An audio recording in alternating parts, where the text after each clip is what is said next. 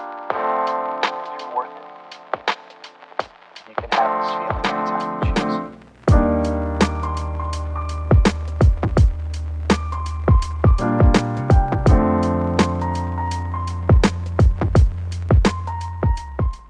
Yes everybody, welcome back to Uze Mumbai, the hub of everything Mumbai City FC, where today we'll be taking a look at 5 things that we learned from Mumbai City FC versus Northeast United FC. Number 1, the players looked lethargic. Despite a fantastic start with some crisp passing and a very attacking intent, after Jahu's red card, all that seemed to have changed. The team looked low on inspiration and creativity.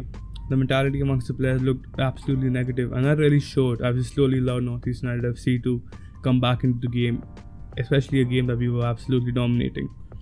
Despite having some serious senior players like Adam Lafondra, Bartok Beche, Hugo Bumu, and even Amrinder Paji, the boys couldn't rally themselves up, and that is seriously concerning. Sai Godard was actually brought in place of Bartok Beche to get more of the dynamic game going on and to lift the spirits of the players, and he did quite well for himself. This could be a one-off, but hopefully it is rectified soon enough before it becomes too big an issue later down the season. Number 2, the defense is alright. Before the start of the season, a lot of fans had the same problem and raised questions on the defense and recruitment. After only getting one out-and-out centre-back in Murtada Fall, despite being the best in the league arguably, there were a lot of concerns, and rightfully so, with a manager who's known for having at least 2 foreign centre-backs and an expansive attacking play. You'd want the defensive cover to cover up for your attacking players. So the concerns were pretty obvious and well raised. But seeing Sarthak Golu yesterday and Hanan Santana play as centre-back seemed to have at least reassured most of the people who had those arguments and criticism. Hanan Santana and Sarthak Golu did very well for themselves, and they managed to technically keep the strikers out until obviously the penalty, which obviously they can't do anything about that, can they? Sarthak looked pretty good and pretty impressive as well, and he looks already a better player than what he was last year. And despite making some errors last game, like some few displaced passes and some long balls that he didn't connect properly, he seemed to look defensively solid, and the defense can only get better from here with the inclusion of Murtada Fall. Number 3, a new life for Vignesh. When the Vignesh Dakshinamurthy was first signed from Uzon FC by Mumbai City FC, a lot of questions were raised and a lot of criticism was thrown around. The main criticism of nepotism and being given a handout to join Mumbai City FC, despite doing not much in club level or international level for the nation. Vignesh was actually signed by a top ISL team, which obviously understandably so raised a lot of questions. But here's the thing, he always looked good in preseason, he always looked good in training, and he's always looked like a hard worker on and off the ball. But despite his hard work, he was never actually truly selected by George Costa, and that only added fuel to fire of all the criticism about nepotism.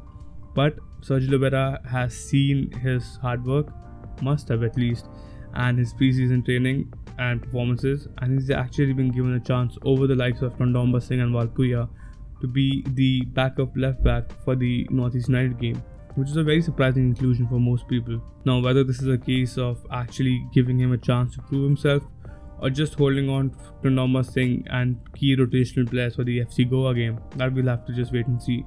But there may be a chance that Vignesh is actually given a chance at redemption, and not only that, to prove that he can actually hold up for himself and not be just another case of nepotism in Indian football. Number 4, Jahu to miss key games. Now, after an undeniably reckless challenge that has a lot of people split in their opinions regarding was it a red card or was it not, one thing's for certain: Ahmed Jahu is to miss the next 2 games of ISL for Mumbai City FC, arguably the 2 most important games in the first half of the season. Mumbai City FC face FC Goa and SC East Bengal in the next 2 games, and seeing how lethargic the team looked after his absence, it is obviously a massive concern. Though the good news is Murtada Fall will be probably most likely coming back in the starting 11, or coming into the starting 11 for the first time, and we'll most likely see Hanan Santana be shifted into that Ahmed Jahu role. Hanan Santana is a really good player, and he can hold and he can do a lot more than what people expect, or at least think that he does. But obviously Ahmed Jahu is an absolutely key player, and his presence will definitely be missed by the starting 11. And number 5, can't fit him all. A concern that a lot of people had in the start of the season when we signed most of our players was how do you fit Adam Fonda and Bartek Becce together? A lot of formations were thrown around, like the 4-4-2 diamond, the 4-2-4, the 4-3-1-2, even the 5-3-2. But one thing was certain: a lot of the players, or the fans, who wanted to see Bartek Becce and Adam Fonda together, and they were given the wish.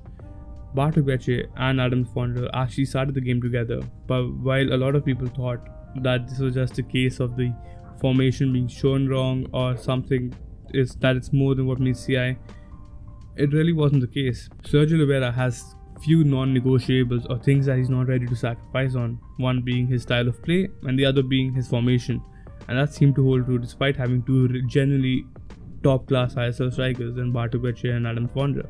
I've said that like 4 times now of Becce and Fonda. 5. Adam Fonda was actually shifted out to the right wing, which seemed to be a confusing pattern and confusing game for most of the fans, because Adam Fonda is a player that breathes and lives in the box.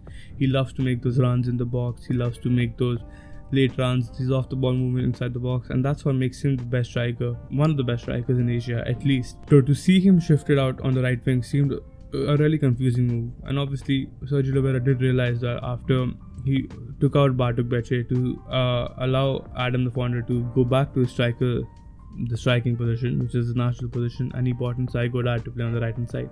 Obviously he wasn't given enough time as a striker. I think he mostly played about 30 minutes as a striker, and he failed to convert any of his chances. In fact, Mumbai City FC finished with 0 shots on target. That must be a first for Sergio Oliveira. How does Sergio Oliveira rectify this is something that we only have to wait and see. But now the main conundrum in front of Sergio Oliveira is, does he fit his best players in the starting 11, or does he make the best starting 11 to fit the roles that he wants out of his system? Well, anyways, that's it for the video. Thank you so much for joining us. Hope you guys enjoyed it. Make sure to like, subscribe and comment down below what you learned, or is there something that we missed. And yeah, I'll see you soon.